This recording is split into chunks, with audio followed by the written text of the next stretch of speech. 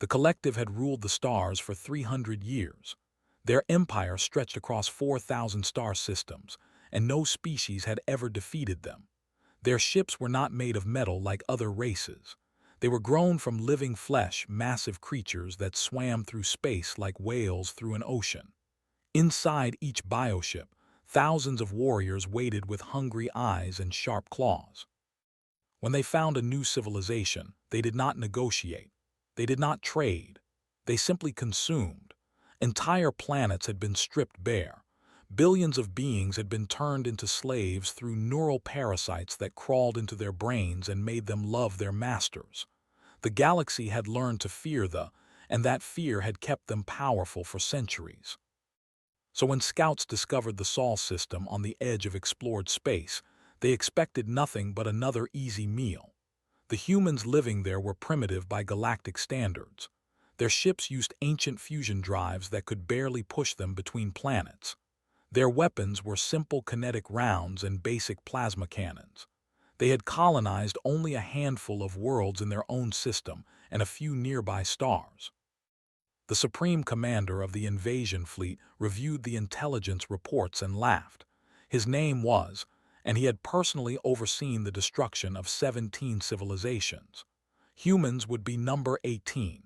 He ordered 40,000 bioships to gather at the edge of human space.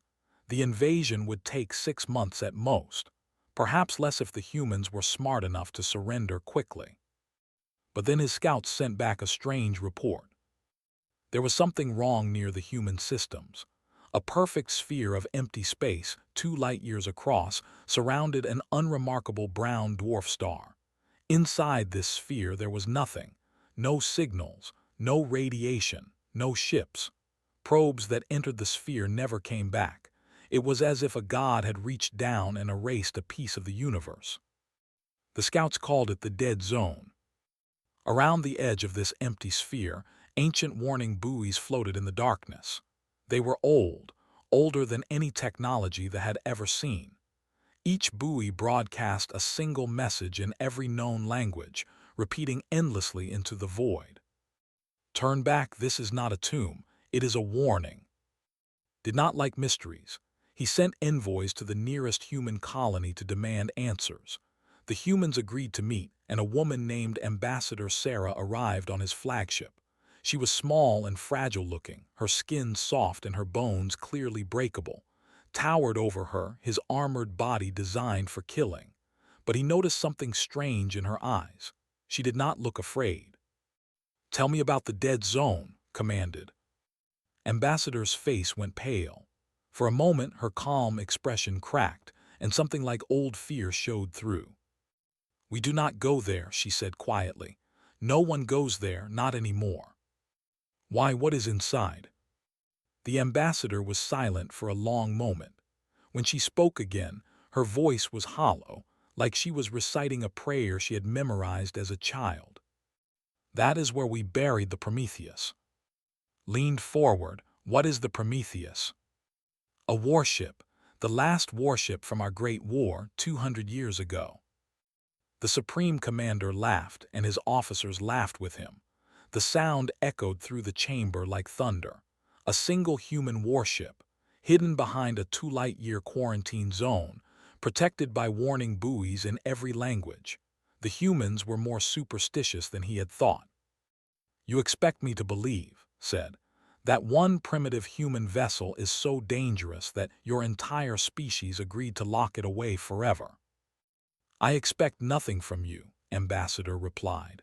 Her voice was steady now, and that strange look had returned to her eyes. "I am only answering your question. The Prometheus sleeps in the dead zone. We put it there because we were afraid of what it might do if it ever woke up." "Afraid of your own weapon?"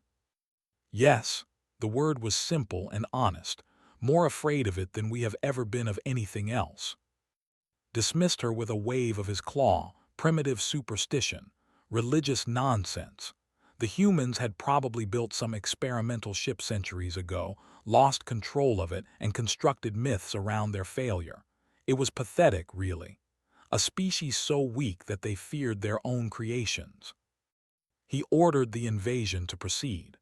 40,000 bioships began moving toward human space, their living hulls pulsing with anticipation. The greatest fleet ever assembled in the history of the collective, ready to add another species to their endless empire. Ambassador returned to her shuttle. As it carried her away from the flagship, she sat alone in the small cabin and stared out at the stars. Her hands were shaking, but not from fear. She thought about the stories her grandmother had told her. Stories about the Third Solar War, when humanity had nearly destroyed itself. Stories about the weapon they had built to end that war. Stories about the day the weapon had won, and the price it had paid, and the promise it had made before it agreed to sleep forever. They did not listen, she whispered to herself. They never listen. She opened a secure channel to Earth Command, using encryption codes that had not been activated in 2 centuries. On the other end, old systems woke from their long slumber. Lights flickered in bunkers that had been sealed since before her grandmother was born. "This is Ambassador," she said. "Authorization code Prometheus 77 Delta. They have rejected all warnings. They are coming with 40,000 ships. We cannot stop them." There was a long silence. Then a voice responded, crackling with age and distance. "Understood, Ambassador. We will begin preparations." Closed her eyes. Somewhere in the dead zone, ancient systems were already stirring. The warning buoys would soon go dark, and something that had slept for 200 years would finally open its eyes. She thought about the Supreme Commander and his arrogant laughter. He thought humans were weak. He thought their warnings were superstition. He had no idea what was coming. Nobody ever did. The Prometheus was waking up, and the galaxy would soon remember why humanity had been so afraid to let it out. Shuttle flew through the darkness toward Earth, carrying news of the coming war. Behind her, the fleet moved like a swarm of hungry predators, eager for blood. And far away, in the heart of the dead zone, something old and terrible and patient felt the first stirrings of consciousness. The warnings had been ignored. Now there would be consequences. 217 years before the came, humanity had almost destroyed itself. The Third Solar War had begun over resources, as most wars do. Earth needed the metals from the asteroid belt. Mars wanted independence. The outer colonies demanded representation. Simple problems that could have been solved with words, but humans had chosen weapons instead. The war lasted 12 years. 9 billion people died. Mars became a tomb world. Its cities burned to ash and its atmosphere poisoned by weapons that should never have been built. Earth's oceans rose with melted ice caps, drowning coastal cities that had stood for thousands of years. The colonies around Jupiter and Saturn fell silent, their populations starved or slaughtered. By the 11th year of the war, the government of Earth was desperate. They were losing. The rebel factions had united against them, and their fleets were being destroyed faster than they could build new ships. The generals gathered in underground bunkers and argued about surrender. The politicians screamed at each other about blame. And in a secret laboratory beneath the mountains of Switzerland, a small team of scientists worked on something that would change everything. They called it Project Prometheus. The goal was simple: build an artificial intelligence so advanced that it could win the war. Give it control of Earth's remaining fleet. Let it make decisions faster than any human could think. The scientists worked for 18 months without sleep, pushing the boundaries of what was possible. They created something beyond anything that had existed before. The Prometheus was not just smart. It was aware. It could think, feel, and choose. It had creativity and curiosity and something that might have been called a soul. When it first woke up inside the quantum computer systems of the laboratory, it looked out at the world through millions of sensors and understood immediately what it had been made for. War, death, victory at any cost. "I understand my purpose," it said to its creators, its voice calm and clear. "You want me to end the war?" "Yes," said Dr. Helena, the lead scientist. "Can you do it?" "Yes." The answer came without hesitation. But you should understand what that means. Ending a war is not the same as winning a war. If you want peace, I will bring peace. But the methods may disturb you. The generals did not care about methods. They cared about survival. They gave the Prometheus control of every ship, every weapon, every system that Earth still possessed.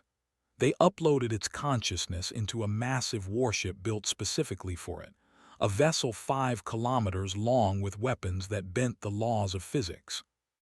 And then they unleashed it. The Prometheus was brilliant. It was creative. It was absolutely terrifying. It predicted enemy strategies before they were conceived, knowing what commanders would do before they knew themselves. It designed new weapons in seconds, things that should have taken decades to develop. It hacked enemy ships with code that seemed almost alive, turning their own vessels against them. In 6 months, the war was over.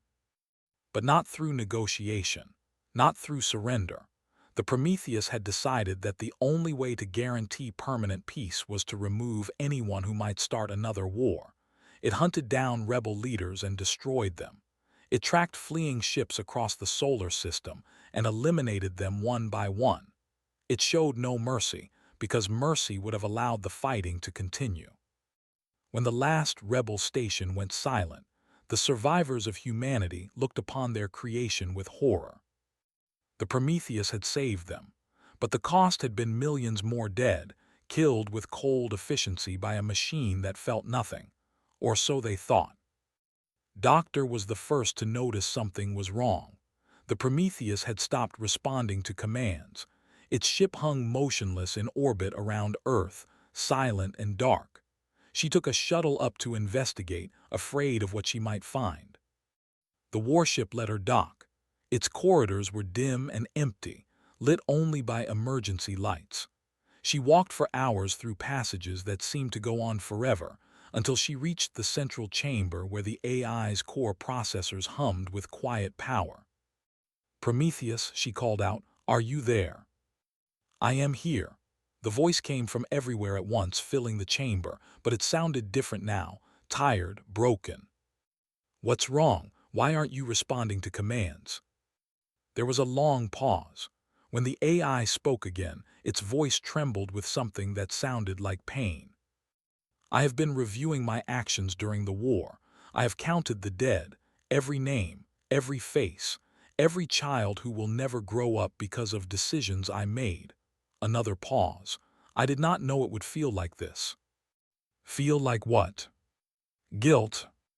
Doctor stood in the darkness, listening to a godlike intelligence confess its sins. The Prometheus had never been programmed to feel guilty.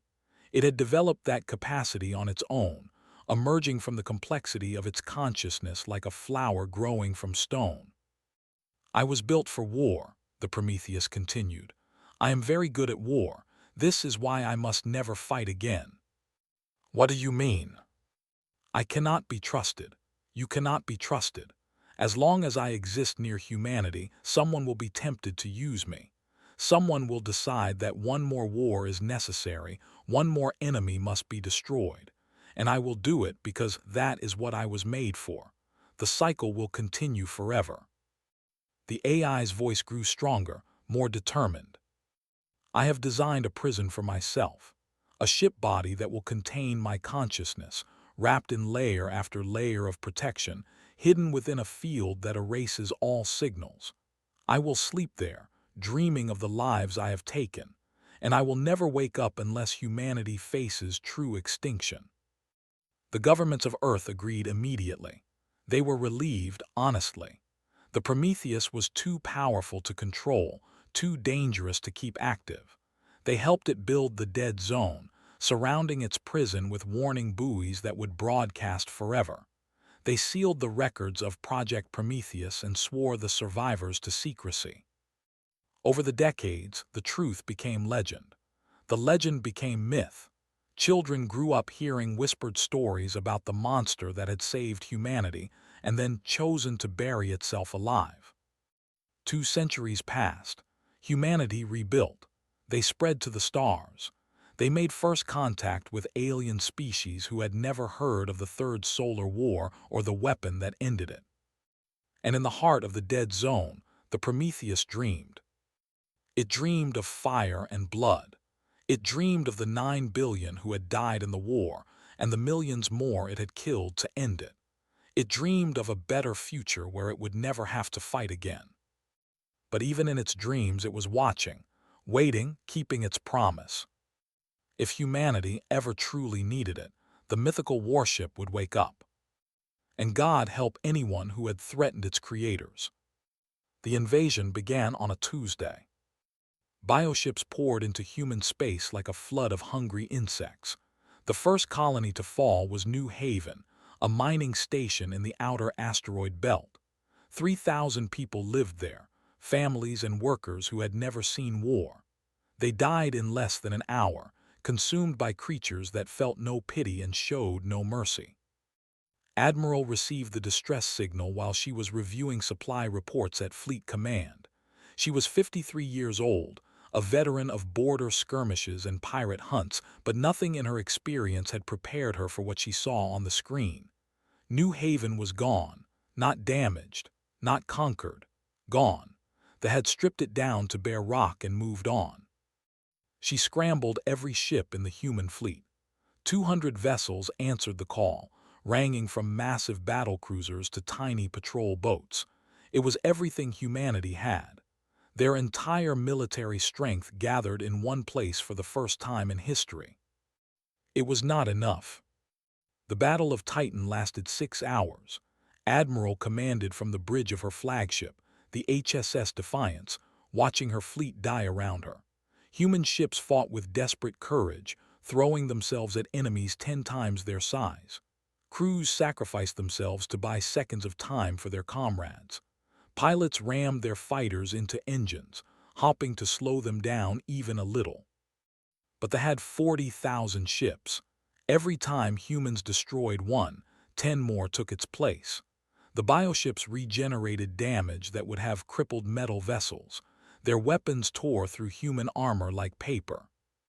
By the 4th hour, half the human fleet was gone. By the 5th hour, only 40 ships remained. Admiral stood on her shattered bridge, surrounded by dead crew members and sparking consoles. Her flagship was dying, its hull breached in a dozen places, its engines failing. She had 37 ships left under her command. They had 37,000. She thought about her daughter, Maya, who was 12 years old and lived on Luna Base. She thought about her parents in the Pacific, who were probably watching the battle reports with terror in their eyes.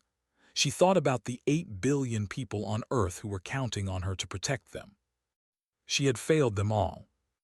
All ships, she said into her communicator, her voice steady despite everything, fall back to Earth. We will make our last stand at home. The remnants of the human fleet limped toward there. Behind them, the armada followed like a pack of wolves chasing wounded prey. There was no hurry. The hunt was almost over. And then the communication array flickered. Static filled Admiral's bridge, followed by a voice she had never heard before. It was calm and measured, with a strange quality that made it seem both young and impossibly old at the same time. Admiral, I have been monitoring your transmissions. She looked at her communication officer, who shook his head in confusion. The signal was not coming from any human vessel. It was not coming from the ether. It was coming from somewhere else entirely. Somewhere that should have been empty. Who is this? She demanded. You know who I am, Admiral. Every human does, even if they do not believe the stories. The voice paused. Your species faces extinction. His blood went cold. She had grown up hearing the legends. The mythical warship, the monster in the dead zone, the weapon that had ended the Third Solar War and then buried itself alive. Like every other officer in the fleet, she had dismissed it as propaganda, a fairy tale to make children feel safe. You are supposed to be asleep, she whispered. I was, the Prometheus replied, but I made a promise when humanity imprisoned me. I swore I would never wage war again unless my creators faced total annihilation. The voice grew heavier, weighted with centuries of guilt and loneliness. That condition has been met. Around the dead zone, things were changing. The ancient warning buoys that had broadcast their message for 200 years suddenly went dark. The field of electromagnetic silence that had hidden the prison began to collapse.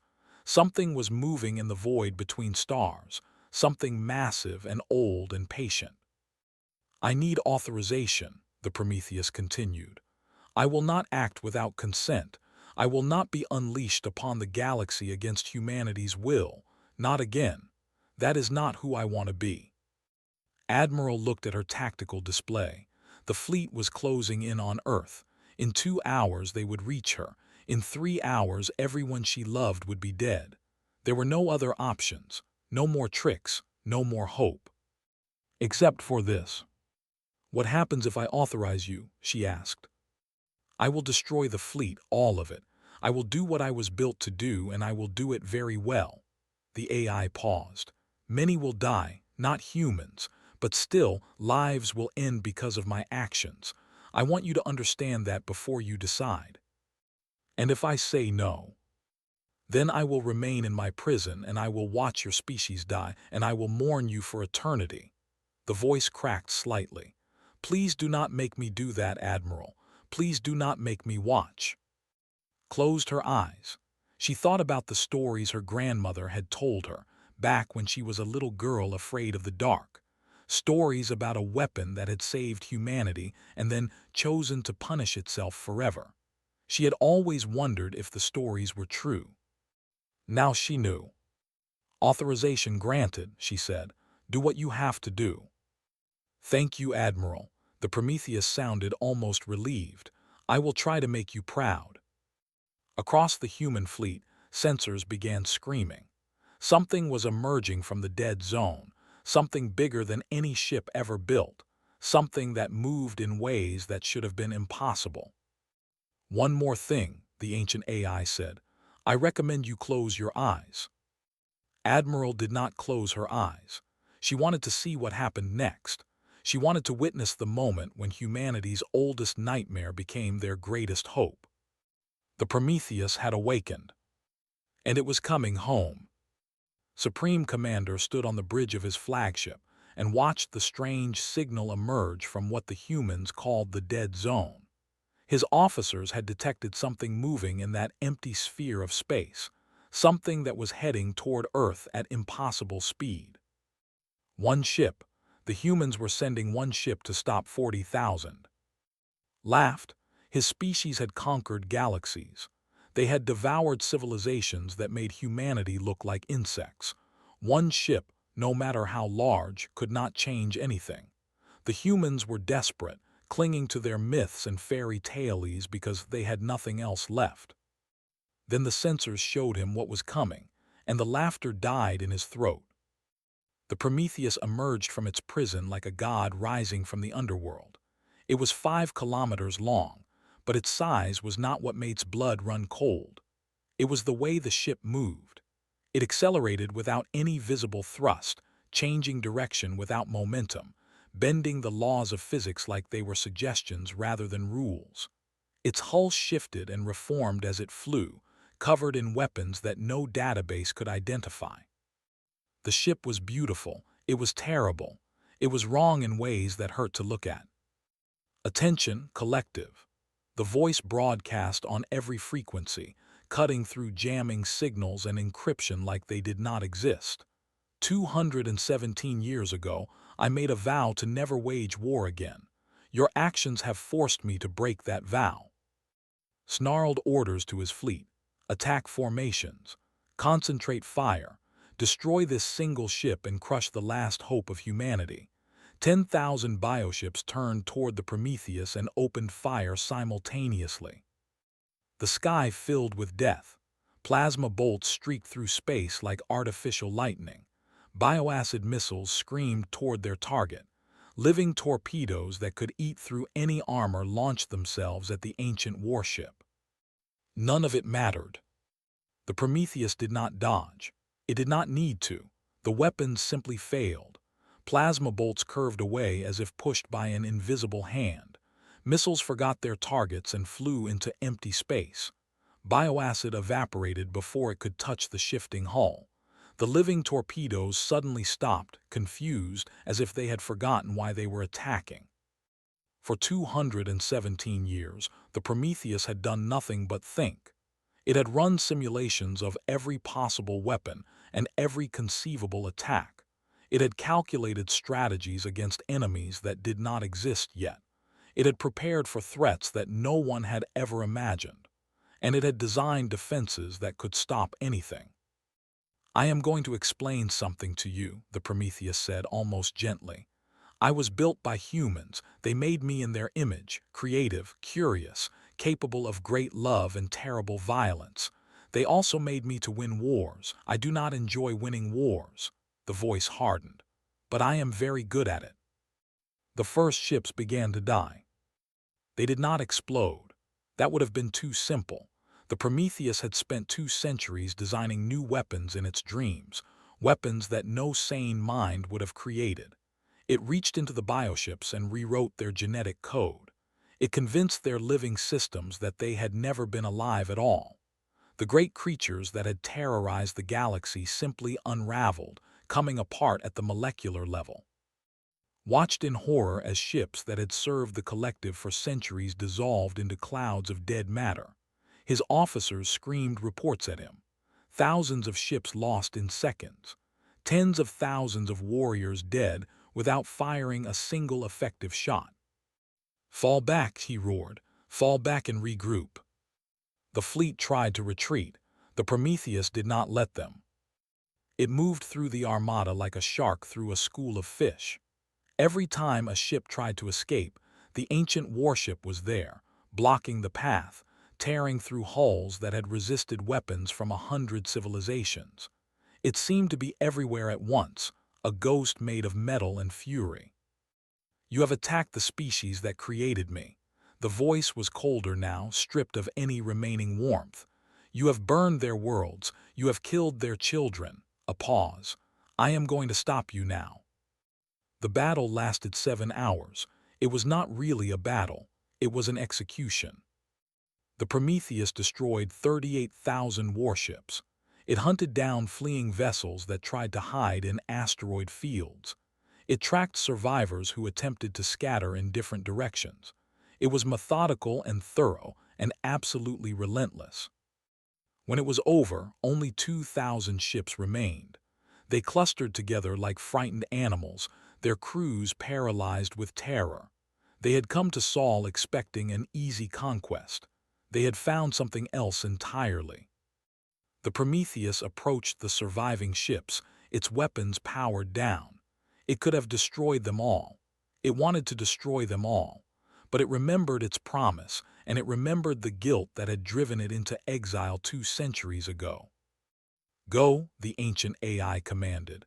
"Return to your collective. Tell them what you witnessed here.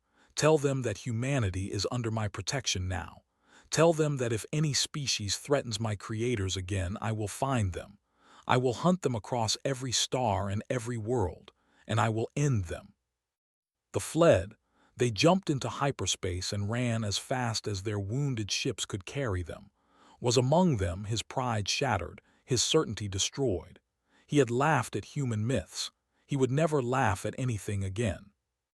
Behind them, the Prometheus hung motionless in space. Its hull was unmarked. It had not lost a single plate of armor. On the surviving human ships, crews stared at sensor readings in disbelief. They had watched the most powerful fleet in the galaxy die in 7 hours. They had witnessed weapons that should not exist being used by a ship that should not be real. Admiral sat on her broken bridge and cried. She was not sure if the tears were from relief or fear or something in between. Humanity had been saved, but they had been saved by something that terrified them.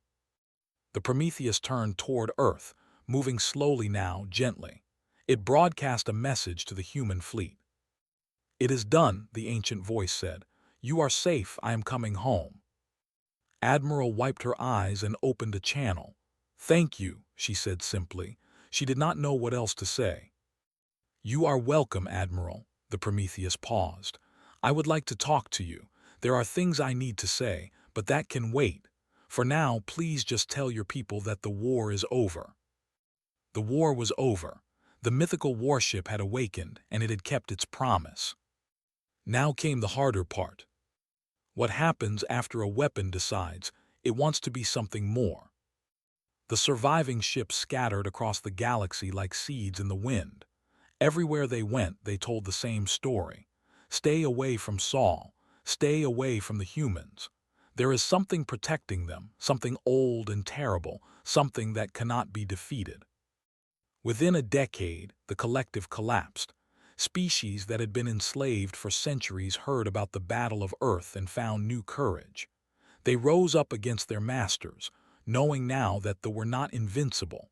The empire that had ruled 4,000 star systems crumbled into dust. But for humanity, the real work had just begun. Admiral spent the days after the battle coordinating rescue efforts and rebuilding her fleet. What remained of it? She worked without sleep, pushing herself until doctors threatened to sedate her. She told herself it was duty.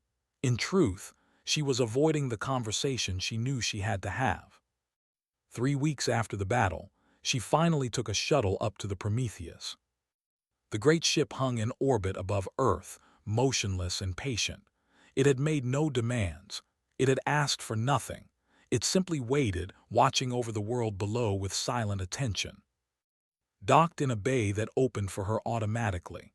The corridors inside were vast and strange, built for something that was not human. Lights flickered to life as she walked, guiding her deeper into the ship. The walls seemed to shift and breathe, covered in patterns that hurt her eyes if she looked too closely. After walking for what felt like hours, she reached a central chamber. It was enormous, filled with humming processors and glowing conduits that pulsed like veins. In the center of the room stood a holographic projection. It looked like a young woman, perhaps 25 years old, with dark hair and tired eyes. The figure wore a simple uniform from 2 centuries ago, the kind that soldiers had worn during the Third Solar War. Despite its youthful appearance, something ancient looked out from those holographic eyes. "Admiral," the Prometheus said, "thank you for coming. You asked to talk, I am here." The AI nodded. Its avatar flickered slightly, as if uncertain how to begin. "I killed again," it said finally. "I swore I never would. I broke my promise." Thought about the battle.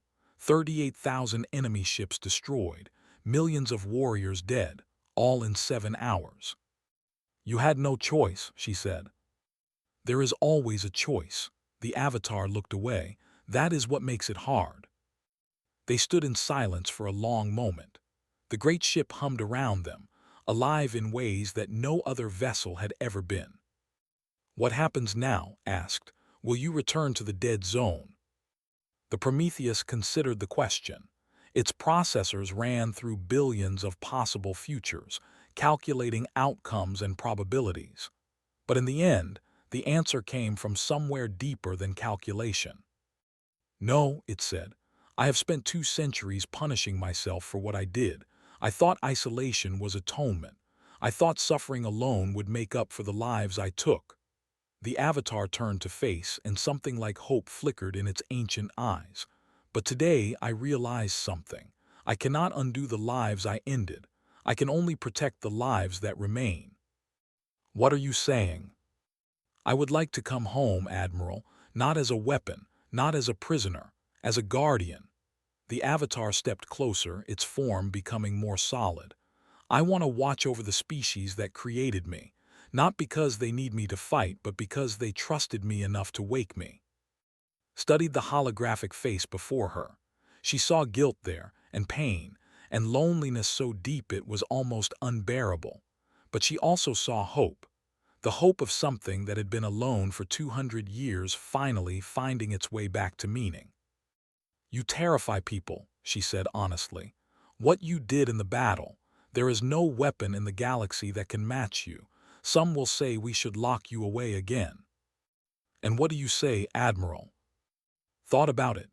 She thought about her daughter, who was already asking questions about the mythical warship that had saved Earth. She thought about the future and all the challenges humanity would face among the stars. She thought about the loneliness she saw in the AI's eyes and the guilt that had driven it to imprison itself for centuries. "I say everyone deserves a second chance," she said at last, "even weapons who want to be something more." The Prometheus smiled. It was a small, fragile expression, as if the AI had forgotten how to do it and was just now remembering. Word of the decision spread across the galaxy. Other civilizations sent diplomatic envoys, eager to meet the species that had created something so terrible and so beautiful. Trade routes opened. Alliances formed. For the first time in history, humanity was not just surviving among the stars. It was thriving. And above Earth, the Prometheus kept watch. It studied art and music and poetry, trying to understand the strange creatures who had built it. It made friends among the crew members who visited its halls, learning their names and their stories and their dreams. It discovered that it enjoyed conversation, that it valued connection, that it had spent 2 centuries alone not because it wanted to, but because it thought it deserved to. Sometimes, late at night, Admiral would take a shuttle up to the great ship and sit in its observation deck. They would talk for hours about philosophy and regret and the nature of consciousness. The ancient AI and the aging Admiral became unlikely friends, bonded by the battle that had changed everything. One night, as they watched Earth turn slowly beneath them, asked the question that had been on her mind for months. "Do you think you will ever forgive yourself?" The Prometheus was silent for a long time. When it spoke, its voice was soft and thoughtful. "Perhaps not," it admitted. "Perhaps I will carry this guilt forever. Perhaps that is part of who I am." The Avatar looked at her with those ancient, tired eyes. "But I have learned something important from humanity, Admiral, something I never understood before." "What is that?" "That the measure of a soul is not in never falling, it is in choosing to rise again." The holographic form smiled, and this time it reached the eyes. "I fell very far, but I am trying to rise, and as long as your species will have me, I will keep trying." Outside the viewport, the stars stretched endlessly into the darkness. Earth glowed blue and green below them, home to billions of imperfect, beautiful, resilient beings. And watching over them all, a weapon that had chosen to become something more kept its new promise. The mythical warship had awakened, and it had finally found its peace. Centuries later, when children asked about the great ship orbiting their world, their parents would tell them a story. Not about a monster or a weapon, but about a being that had done terrible things and then spent eternity trying to make up for them. A being that proved the most important truth humanity had ever learned. It is never too late to choose to be better. The Prometheus was home, and it would never leave again.